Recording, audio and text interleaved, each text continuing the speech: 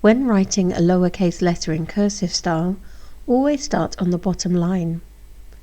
To write M, go up, then back down, bounce up again, around and down, then bounce up again, around and down.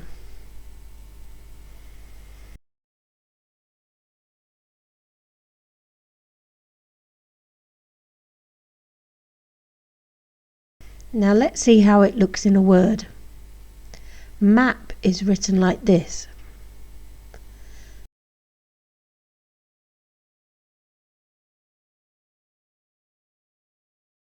Sum is written like this.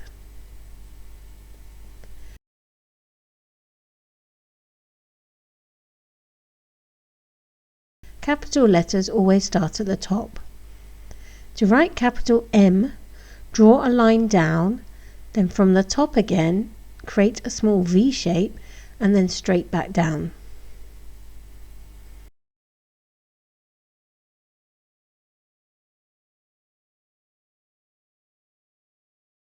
The word map with a capital M is written like this.